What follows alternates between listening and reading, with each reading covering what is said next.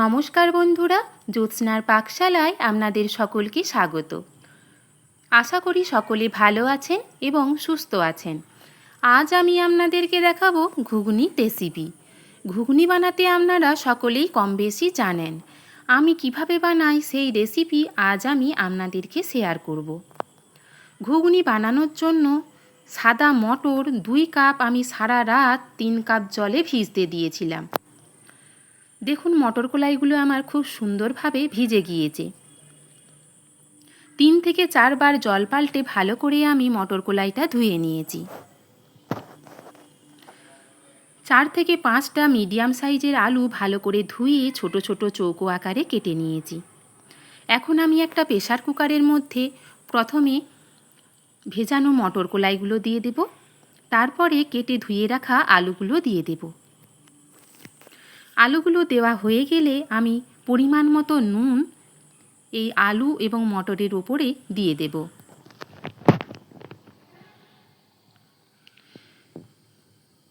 এক কাপ জল দিয়ে দেব প্রেসার কুকারে যাতে তাড়াতাড়ি সেদ্ধ হয়ে যায়। প্রেসার কুকারের ঢাকা পরিয়ে দিয়ে আমি গ্যাসের ফ্লেম হাইতে রেখে একটা সিটি দিয়ে দেব। আমার সিটি দেওয়া হয়ে গিয়েছে। এখন আমি দেখে নেব আলুটা এবং মটর কলাইটা আমার সেদ্ধ হয়েছে কিনা। দেখুন আলু এবং মটরটা আমার কত সুন্দরভাবে সেদ্ধ হয়ে গিয়েছে। 2 কাপ মটর কলাইয়ের ঘুগনি বানানোর জন্য আমি এখানে একটা মিডিয়াম সাইজের টমেটো কেটে নিয়েছি, 2টো মিডিয়াম সাইজের পেঁয়াজ মিহি করে কুচিয়ে নিয়েছি, 8টা রসুন থেতো করে নিয়েছি, 1.5 ইঞ্চি আদা থেতো করে নিয়েছি, 2টো কাঁচা চেরা লঙ্কা নিয়েছি, আর কয়েক টুকরো নারকেল কুচি করে নিয়েছি।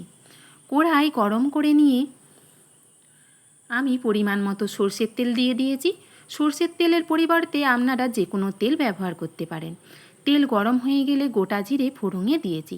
জিরেগুলো ফাটতে শুরু করলে মিহি করে কুচিয়ে রাখা পেঁয়াজটা দিয়ে দেব এবং পেঁয়াজটাকে 2 থেকে 3 মিনিট খুব ভালো করে ভেজে নেব, গ্যাসের ফ্লেম মিডিয়ামে রেখে। পেঁয়াজটা 2 মিনিট ভাজা হয়ে যাবার পরে 2টো কাঁচা চেরা লঙ্কা দিয়ে দেব। পেঁয়াজটা যাতে তাড়াতাড়ি ভাজা হয়ে যায় সেই জন্য সামান্য পরিমাণে নুন ছড়িয়ে দেব। দেখুন পেঁয়াজটা আমার খুব সুন্দরভাবে ভাজা হয়ে এসেছে। এই পর্যায়ে আমি কেটে রাখা টমেটোগুলো দিয়ে দেব। টমেটোটা দিয়ে দেবার পরে পেঁয়াজের সাথে খুব ভালো করে মিশিয়ে নিয়ে 2 মিনিট ভেজে নেব। টমেটোটা আমার ভাজা হয়ে এসেছে।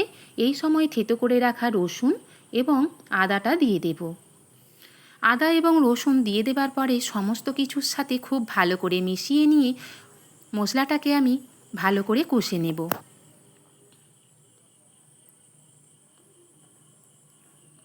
মশলাটা আমার কষা হয়ে এসেছে। আমি এখন নারকেলের টুকরোগুলো দিয়ে দেব। নারকেলের টুকরো যদি আপনারা পছন্দ না করেন সেক্ষেত্রে স্কিপও করতে পারেন।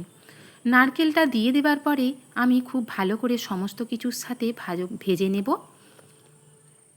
এখন আমি ছোটো চামচের 1.5 চামচ হলুদ গুঁড়ো, 1 চামচ লাল লঙ্কার গুঁড়ো দেব।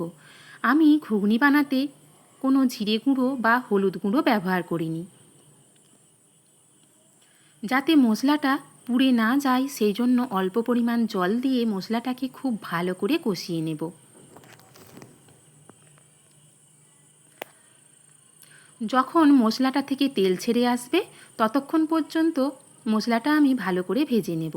দেখুন মশলাটা থেকে আমার কত সুন্দর তেল ছেড়ে এসেছে। এই পর্যায়ে আমি সেদ্ধ করে রাখা মটর এবং আলু জল ঝরিয়ে রেখেছিলাম, সেই জল ঝরানো মটর এবং সেদ্ধ আলুটা দিয়ে দেব এবং সমস্ত মশলার সাথে 2 থেকে 3 মিনিট খুব ভালো করে মিশিয়ে নেব। মশলাটা 2 থেকে 3 মিনিট ভালোভাবে আলু এবং মটরের সাথে মেশানো হয়ে গিয়েছে। এই সময় আমি চানা মশলা 2 চামচ, ছোটো চামচের 2 চামচ আলু মটরের মধ্যে দিয়ে দেব এবং এই মশলাটা দিয়ে দেবার পরে আলু এবং মটরটাকে আবারও 2 থেকে 3 মিনিট খুব ভালো করে ভেজে নেব। 2 থেকে 3 মিনিটের বেশি ভাজার প্রয়োজন নেই। আমার মশলাটা খুব ভালো করে ভাজা হয়ে গিয়েছে। এই পর্যায়ে আমি গরম জল পরিমাণ মতো দিয়ে দেব। আপনারা ঘুগনিটা যেমন খেতে পছন্দ করবেন সেই অনুযায়ী জল দেবেন। জলটা দিয়ে দেবার পরে সমস্ত কিছুর সাথে খুব ভালো করে মিশিয়ে নেব। আপনারা আমার এই রেসিপি ফলো করে বাড়িতে অবশ্যই একবার ঘুগনি বানিয়ে খাবেন। খেতে কেমন হয়েছে কমেন্টে অবশ্যই জানাবেন। নিত্য নতুন রেসিপি পেতে আমার চ্যানেলটি সাবস্ক্রাইব করার অনুরোধ জানালাম। পাশে থাকা বেল আইকনটি অবশ্যই প্রেস করবেন, যাতে নিত্য নতুন রেসিপিগুলি সবার আগে আপনাদের কাছে পৌঁছে যায়। আমার নুনটা একটু কম লেগেছিল, সেই জন্য পরিমাণ মতো নুন দিয়েছি। ঘুগনি আমার একদম তৈরি। এখন আমি একটা বলে সার্ভ করব। সকালবেলা ব্রেকফাস্টে লুচি, রুটি, পরোটা বা মুড়ির সাথেও এই ঘুগনি খুব ভালো যায়, আর সকলেই খুব খেতেও পছন্দ করে। আমার এই রেসিপি দেখার জন্য আপনাদের সকলকে অসংখ্য ধন্যবাদ এবং অনেক ভালোবাসা। সকলে ভালো থাকবেন, সুস্থ থাকবেন। আমার রেসিপি দেখার জন্য নমস্কার।